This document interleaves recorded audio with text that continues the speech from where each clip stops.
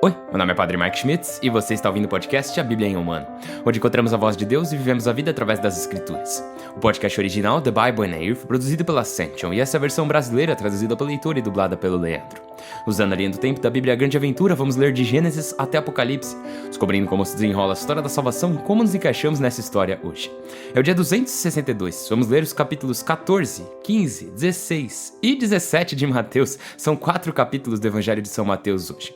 Daí também vamos ler Provérbios 19, versículos de 9 a 12. Como sempre, a Bíblia que eu uso todos os dias é a Bíblia da Grande Aventura da Ascension, em inglês. Você pode acompanhá-nos no qualquer Bíblia que você preferir, porém recomendamos a Bíblia do Peregrino. Se você quiser saber quais vão ser os próximos capítulos ou marcar o quanto você já leu, é só baixar o plano de leitura de graça no link na descrição do vídeo. E você pode se inscrever no canal e ativar o sininho, aí você vai ser avisado sempre que sair um episódio novo. É bem legal. E hoje é o dia 262, vamos ler 4 capítulos do Evangelho de São Mateus, vamos ler os capítulos 14 a 17 e também os versículos 9 a 12 do capítulo 19 do livro de Provérbios. O Evangelho de Mateus, capítulo 14. Morte de João Batista. Naquele tempo, o tetrarca Herodes ouviu a fama de Jesus e disse a seus cortesãos: Esse é João Batista, ressuscitado dentre os mortos, e por isso o poder milagroso atua por meio dele. Herodes fizera prender João, acorrentá-lo e colocá-lo na prisão por instigação de Herodíades, esposa de seu irmão Filipe. João lhe dizia que não lhe era lícito tê-la. Herodes queria matá-lo, porém temia o povo que considerava João como profeta. Chegou o aniversário de Herodes, e a filha de Herodíades dançou no meio de todos. Herodes gostou tanto que jurou dar-lhe o que pedisse. Ela, induzida por sua mãe, pediu: Dá-me aqui, numa bandeja, a cabeça de João Batista. O rei se entristeceu, mas por causa do juramento e dos convidados, ordenou que a entregassem, e mandou degolar João na prisão. A cabeça foi trazida numa bandeja e entregue à jovem. Ela a entregou à sua mãe. Seus discípulos foram, recolheram o cadáver e o sepultaram. Depois foram contar isso a Jesus. Dá de comer a 5.000 homens. Ao saber disso, Jesus partiu daí numa barca, sozinho, para um lugar despovoado. Mas a multidão ficou sabendo disso e o seguiu a pé desde os povoados. Jesus desembarcou e, ao ver a grande multidão, sentiu compaixão e curou os enfermos. Ao entardecer, os discípulos foram dizer-lhe: O lugar é despovoado e a hora é avançada. Despede as pessoas para que vão às aldeias comprar alimento. Jesus lhes respondeu: Não precisam ir. Dai-lhes vós de comer. Responderam: Aqui não temos mais que 5 pães e 2 peixes. Ele disse-lhes: Trazei-os aqui. Depois mandou a multidão sentar-se na grama, tomou os 5 pães e os 2 peixes, levantou os olhos ao céu, deu graças, partiu o pão e o deu a seus discípulos. Eles o deram às pessoas. Todos comeram, ficaram satisfeitos, recolheram as sobras e encheram 12 cestos. Os que comeram eram 5.000 homens, sem contar mulheres e crianças. Em seguida mandou que os discípulos embarcassem e passassem à frente para a outra margem, enquanto ele despedia a multidão. Caminha sobre a água. Depois de despedi-la, subiu sozinho a montanha para orar. Ao anoitecer, ele estava sozinho ali. A barca já estava a boa distância da costa, batida pelas ondas, porque havia vento contrário. Pela 4ª vigília da noite, aproximou-se deles caminhando sobre o lago. Ao vê-lo caminhar sobre o lago, os discípulos se assustaram e disseram: É um fantasma! E gritaram de medo. Imediatamente, Jesus lhes disse: Ânimo, sou eu, não temais. Pedro lhe respondeu: Senhor, se és tu, manda-me ir pela água ao teu encontro. Disse-lhe: Vem. Pedro saltou da barca e pôs-se a caminhar pela água, aproximando-se de Jesus. Porém, ao sentir a força do vento, teve medo, começou a afundar e gritou: Socorro, Senhor! Imediatamente, Jesus estendeu a mão, o agarrou e lhe disse: Desconfiado, por que duvidaste? Quando subiram à barca, o vento cessou. Os da barca se prostraram diante dele, dizendo: Certamente és filho de Deus. Terminaram a travessia e atracaram em Genesaré. Os homens do lugar souberam disso e difundiram a notícia por toda a região. Levaram-lhe todos os doentes e lhe rogavam que lhes permitisse simplesmente tocar a orla de seu manto. Os que o tocavam ficavam curados. Capítulo 15. A tradição. Então alguns fariseus e alguns letrados de Jerusalém se aproximaram de Jesus e lhe perguntaram: Por que teus discípulos violam a tradição dos antepassados, pois não lavam as mãos antes de comer? Ele respondeu-lhes: E por que vós violais o preceito de Deus em nome de vossa tradição? Pois Deus mandou: Sustenta teu pai e tua mãe. Aquele que abandona seu pai ou sua mãe é réu de morte. Vós, ao contrário, dizeis: Se alguém declara a seu pai ou a sua mãe que o socorro que lhe devia é oferenda sagrada, já não tem que sustentar seu pai ou sua mãe. E assim invalidais o preceito de Deus em nome de vossa tradição. Hipócritas! Bem profetizou sobre vós Isaías, quando disse: Este povo me honra com os lábios, mas seu coração está longe de mim. O culto que me prestam é inútil, pois a doutrina que ensinam são preceitos humanos. E chamando a multidão, disse-lhes: Escutai e entendei. Não contamina o homem o que entra pela boca, mas o que sai da boca. Isso contamina o homem. Então aproximaram-se dele os discípulos e lhe disseram: Sabes que os fariseus se escandalizaram ao ouvir o que disseste? Ele respondeu: Toda planta que meu Pai do céu não plantou será arrancada. Deixai-os. São cegos e guias de cegos. E, se um cego guia a outro cego, os dois cairão num buraco. Pedro respondeu: Explica-nos essa comparação. Ele lhes disse: Também vós continuais sem entender? Não percebeis que o que entra pela boca passa para o ventre e é expulso na latrina? Ao contrário, o que sai da boca brota do coração. E isso sim contamina o homem. Pois do coração saem pensamentos malvados, assassinatos, adultérios, fornicação, roubos, perjúrios, blasfêmias. Isso sim contamina o homem. Mas comer sem lavar as mãos não contamina o homem. A mulher cananeia. Daí partiu para a região de Tiro e Sidônia. Uma mulher cananeia da região saiu gritando: Tem compaixão de mim, Senhor, filho de Davi. Minha filha é maltratada por um demônio. Ele não respondeu uma palavra. Os discípulos se aproximaram e lhe suplicaram: Despede-a, pois vem gritando atrás de nós. Ele respondeu: Fui enviado somente às ovelhas desgarradas da casa de Israel. Porém, ela se aproximou e se prostrou diante dele, dizendo: Senhor, ajuda-me. Ele respondeu: Não é certo tirar o pão dos filhos para jogá-lo aos cachorrinhos. Ela replicou: É verdade, Senhor. Mas também os cachorrinhos comem as migalhas que caem da mesa de seus donos. Então Jesus lhe respondeu: Mulher, que fé tão grande tens! Que teus desejos se cumpram. E a filha ficou curada nesse momento. Daí se dirigiu ao lago da Galileia, subiu a um monte e se sentou. Acorreu grande multidão, levando consigo coxos, mutilados, cegos, mudos e muitos outros doentes. Colocavam-nos a seus pés e ele os curava.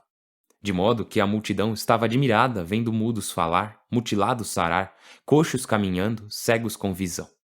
E glorificavam o Deus de Israel. Dá de comer a 4.000. Jesus chamou os discípulos e lhes disse: Tenho compaixão dessa multidão, pois há 3 dias estão comigo e não tenho o que comer. Não quero despedi-los em jejum para que não desmaiem pelo caminho. Os discípulos lhe disseram: Onde poderemos, em lugar despovoado, prover-nos de pães suficientes para saciar tal multidão? Jesus lhes perguntou: Quantos pães tendes? Responderam: 7, e alguns peixinhos. Ele ordenou ao povo que se sentasse no chão. Tomou os 7 pães e os peixinhos, deu graças, partiu o pão e o deu aos discípulos. Estes os deram à multidão. Todos comeram até ficar satisfeitos e com os restos encheram 7 cestas. Os que haviam comido eram 4.000 homens, sem contar mulheres e crianças. Ele despediu a multidão, subiu à barca e se dirigiu ao território de Magadã. Capítulo 16. Um sinal celeste. Aproximaram-se os fariseus e os saduceus, e para tentá-lo, pediram que lhes mostrasse um sinal do céu. Ele respondeu-lhes: Ao entardecer, dizeis: tempo bom, o céu está vermelho. Pela manhã, dizeis: hoje chove, o céu está vermelho e escuro. Sabeis distinguir o aspecto do céu, e não distinguis os sinais da história? Esta geração perversa e adúltera reivindica um sinal, e não lhe será dado outro sinal, a não ser o de Jonas. Deixou-os e partiu. Ao atravessar para a outra margem, os discípulos se esqueceram de levar pão. Jesus lhes disse: Atenção! Abstende-vos do fermento dos fariseus e saduceus. Eles comentavam: Ele se refere a não termos trazido pão. Percebendo isso, Jesus lhes disse: O que andais comentando, desconfiados? Que não tendes pão? Ainda não entendeis? Não vos lembrais dos 5 pães para os 5.000? E quantos cestos sobraram? Ou dos 7 pães para os 4.000? E quantas cestas sobraram? Como não entendeis que eu não me referi aos pães? Abstende-vos do fermento dos fariseus e saduceus. Então entenderam que não falava de abster-se do fermento do pão, mas do ensinamento de fariseus e saduceus. Confissão de Pedro. Quando Jesus chegou à região de Cesareia de Filipe, interrogou os discípulos: Quem dizem os homens que é este homem? Responderam: Uns que é João Batista, outros Elias, outros Jeremias ou algum outro profeta. Disse-lhes: E vós, quem dizeis que eu sou? Respondeu Simão Pedro: Tu és o Messias, o Filho de Deus vivo. Jesus lhe replicou: Feliz és tu, Simão, filho de Jonas, porque não foi alguém de carne e sangue que te revelou isso, e sim meu Pai do céu. Pois eu te digo que tu és Pedro, e sobre esta pedra construirei minha igreja, e o império da morte não a vencerá. A ti darei as chaves do reino de Deus. O que atares na terra ficará atado no céu. O que desatares na terra ficará desatado no céu. Então lhes ordenou que não dissessem a ninguém que o Messias era ele. Primeiro anúncio da paixão e ressurreição. A partir daí, começou a explicar aos discípulos que haveria de ir a Jerusalém, padecer muito por causa dos senadores, sumos sacerdotes e letrados, sofrer a morte e ao terceiro dia ressuscitar. Pedro o levou à parte e se pôs a repreendê-lo. Deus te livre, Senhor, tal coisa não te acontecerá. Ele se voltou e disse a Pedro: Retira-te, Satanás. Queres fazer-me cair. Pensas de modo humano, não de acordo com Deus. Então Jesus disse aos discípulos: Quem quiser seguir-me, negue a si mesmo, carregue sua cruz e me siga. Quem se empenha em salvar a vida, a perderá. Quem perder a vida por mim, a encontrará. Que aproveita o homem ganhar o mundo inteiro às custas de sua vida? Que preço pagará por sua vida? O Filho do Homem há de vir com a glória de seu Pai e acompanhado de seus anjos. Então pagará a cada um conforme a sua conduta. Eu vos asseguro, há alguns dos que estão aqui que não sofrerão a morte antes de ver chegar o Filho do Homem como Rei. Capítulo 17. Transfiguração. 6 dias mais tarde, Jesus tomou Pedro, Tiago e seu irmão João e os levou à parte a uma montanha elevada. E transfigurou-se diante deles. Seu rosto resplandecia como o sol. Suas vestes se tornaram brancas como a luz. Apareceram-lhes Moisés e Elias, conversando com ele. Pedro tomou a palavra e disse a Jesus: Senhor, como se está bem aqui? Se te parece bem, armarei 3 tendas, uma para ti, outra para Moisés e outra para Elias. Ainda estava falando, quando uma nuvem luminosa lhes fez sombra. E da nuvem saiu uma voz que dizia: Este é o meu filho amado, o meu predileto. Escutai-o. Ao ouvir isso, os discípulos caíram de bruços, tremendo de medo. Jesus se aproximou, tocou-os e lhes disse: Levantai-vos, não temais. Levantando os olhos, viram somente Jesus. Enquanto desciam da montanha, Jesus lhes ordenou: Não conteis a ninguém o que vistes. até que este homem ressuscite da morte. Os discípulos lhe perguntaram: Por que dizem os letrados que primeiro deve vir Elias? Ele respondeu: Elias deve vir para restaurar tudo. Mas eu vos asseguro que Elias já veio, e não o reconheceram, e o trataram arbitrariamente. O mesmo tanto há de sofrer este homem por causa deles. Então os discípulos compreenderam que ele se referia a João Batista. O menino epilético. Quando voltaram para junto do povo, um homem se adiantou, se ajoelhou diante dele e lhe disse: Senhor, tem compaixão de meu filho, que é lunático e sofre muito. Muitas vezes cai no fogo ou na água. Eu o trouxe aos teus discípulos e não conseguiram curá-lo. Jesus respondeu: Que geração incrédula e perversa! Até quando terei de estar convosco e aguentar-vos? Trazei-o aqui. Jesus deu uma ordem e o demônio saiu dele, e o menino ficou curado a partir desse momento. Então os discípulos se aproximaram de Jesus em particular e lhe perguntaram: Por que nós não pudemos expulsá-lo? Ele respondeu: Por vossa pouca fé. Eu vos asseguro, se tivesseis fé como um grão de mostarda, diríeis àquele monte que se deslocasse dali, e ele se deslocaria. E nada seria impossível para vós. Mas esse tipo só se expulsa com oração e jejum. Enquanto passeavam juntos pela Galiléia, Jesus lhes disse: Este homem será entregue em mãos de homens que o matarão. Ao terceiro dia, ressuscitará. Eles se entristeceram profundamente. O imposto do templo. Quando chegaram a Cafarnaum, os que coletavam o imposto das 2 dracmas se aproximaram de Pedro e lhe disseram: Vosso mestre não paga as 2 dracmas? Ele respondeu: Sim. Quando entrou em casa, Jesus se antecipou e perguntou: Que te parece, Simão? De quem os reis do mundo cobram impostos? Dos filhos ou dos estranhos? Respondeu que dos estranhos. E Jesus lhe disse: Portanto, os filhos estão isentos. Mas para não dar motivo de escândalo, vai ao lago, atira um anzol, e o primeiro peixe que fisgar, pega-o, abre-lhe a boca, e encontrarás uma moeda. Toma e paga por mim e por ti. O livro de Provérbios, capítulo 19, versículos de 9 a 12. Testemunha falsa não ficará impune. Quem solta mentiras perecerá. Não é bom que o nécio viva com luxo, muito menos que o servo mande nos príncipes. O homem atinado segura a ira e tem como honra ignorar uma ofensa. Rugido de leão é a cólera do rei. O seu favor, orvalho sobre erva.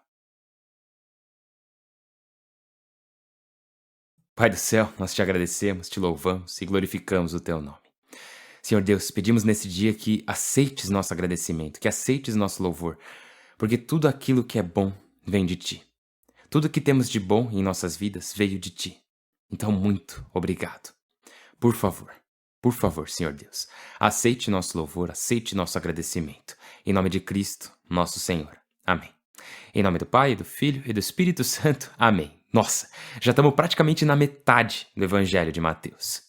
E hoje vimos a morte de João Batista, que é bem interessante porque ontem, vimos a história da parábola do semeador, que Jesus fala que existem pessoas que ouvem a palavra, se interessam por ela, então essa palavra cresce e dá frutos, mas que também há pessoas que ouvem a palavra, se interessam por ela, mas por conta das preocupações mundanas daquela pessoa, a palavra é sufocada e não consegue crescer e dar frutos. E Herodes é um exemplo claro de uma pessoa assim, Porque Herodes odiava o fato de que João Batista falava na cara dele sobre os pecados que ele cometia. Mas ainda assim, ele gostava de ouvir João Batista. Então, ele queria matar ele, mas ao mesmo tempo ele não queria também. Então, Herodes ficava estagnado. Ele não mudava de vida, não saía do pecado. E isso pode acontecer conosco também. De odiarmos o fato de pecarmos, mas simplesmente não conseguimos largar. Não conseguimos decidir parar com aquilo de vez, decidir permitir que o Senhor entre em nossas vidas para nos libertar. E aqui a história de Herodes termina em tragédia, Obviamente, você tem a tragédia da morte de João Batista, mas você tem essa tragédia maior ainda da vida de Herodes. Seguindo em frente, temos Jesus dando de comer a duas multidões. Primeiro a com 5.000, depois a com 4.000, com os 12 cestos com as sobras e depois 7 cestos. Agora, precisamos deixar uma coisa bem clara, né? Jesus tá pra lá e pra cá fazendo milagres. Ele tá curando pessoas, tá expulsando demônios, e isso é incrível. E ele também está alimentando pessoas. E lembra que Jesus está cumprindo os profetas também. Lembra do profeta Eliseu? De Elias, lembra? Os dois alimentaram multidões com uma quantidade limitada de comida. E nessas duas histórias são milagres que eles fizeram, né? Não são histórias deles distribuindo uma quantidade já existente de comida. Então, tipo. Assim, tem muita gente que diz. Ah, mas nessa parte que Jesus alimenta a multidão, o que aconteceu foi que o menininho ofereceu seus 5 pães e 2 peixes.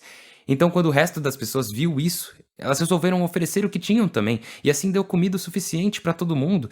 Portanto, esse foi o milagre. Jesus despertou nas pessoas a vontade de compartilhar sua comida. Se você ouvir alguém interpretando dessa forma, tá errado. Não foi isso que aconteceu. É uma interpretação bonitinha, mas o ponto ali não é Jesus inspirar as pessoas a compartilhar. Não. O ponto é que Jesus é o cumprimento dos profetas antigos. E não só isso, mas ele é o Filho de Deus. Ele tem poder sobre a matéria, poder sobre a vida, poder sobre tudo. E ele pode multiplicar a comida. Isso é muito importante. Tipo, é bonitinho pensar que ali era só Jesus ensinando as pessoas a compartilhar, porque, sim, ele ensina a compartilhar. Mas meus pais também me ensinaram a compartilhar, mas eles não são Deus. Jesus que é Deus, e ele tá mostrando ali que ele é Deus. Ele é o Todo-Poderoso. E tá bom. Acho que vocês já entenderam. É que, cara, é um negócio que me irrita quando as pessoas ficam tentando tirar a divindade de Jesus das histórias. Tipo, falando, ah, não, todo mundo só compartilhou o que tinha lá, né? Não, cara, ele é Deus, ele pode fazer comida infinita se ele quiser. Ai, pronto, acabou o desabafo. Ai, enfim. Seguindo em frente, depois desses milagres da multiplicação, repetindo, milagres da multiplicação. Temos Jesus andando sobre as águas, né? Que na verdade todos sabemos que não foi realmente um milagre, porque tinha um banco de areia embaixo de onde ele estava, né? E tem também o fato de que a água não era tão densa e qualquer um poderia andar ali na superfície, tá? Ok, eu parei. Chega de sarcasmo. Ai. Temos Jesus fazendo esse milagre, onde ele anda sobre a água. Cara, essa parte é sensacional. Eu gosto muito da forma como o Evangelho de Mateus relata isso. Que ele diz que o vento estava contra eles, as ondas estavam contra eles, e quando eles viram Jesus, não pensaram que era Jesus, eles acharam que era um fantasma e gritaram com medo. Mas imediatamente Jesus fala com eles em meio a esse medo. Jesus fala com eles nesse momento em que eles podiam morrer ali, tipo, as pessoas morriam o tempo todo em tempestades ali no mar da Galileia, então você entende o medo que eles estavam. Mas Jesus lhes diz: ânimo, sou eu, não temais. Então, nesses momentos em nossas vidas, em que não só estamos com medo, mas nos momentos em que estamos com medo por uma boa razão, e às vezes nos momentos em que podemos ser tentados a ficar bravos com Deus, porque, tipo, o motivo pelo qual eles estão nessa tempestade no meio da noite foi porque Jesus disse para eles entrarem no barco e irem para o lago. Então você pode imaginar que eles podem ter ficado um pouco ressentidos, pensando, eu só tô passando por isso agora porque Jesus pediu para eu vir para cá. Então você não só fica com medo, mas também com raiva. E Jesus vem e diz, ânimo, sou eu, não temais. E eu acho incrível que Simão Pedro, né, vai e fala, Senhor, se és tu, então me manda ir pela água ao teu encontro, deixe-me fazer igual você. E isso é incrível demais, porque muitas vezes, assim, o Jeff Cavins sempre fala disso, então eu acho legal mencionar aqui, né?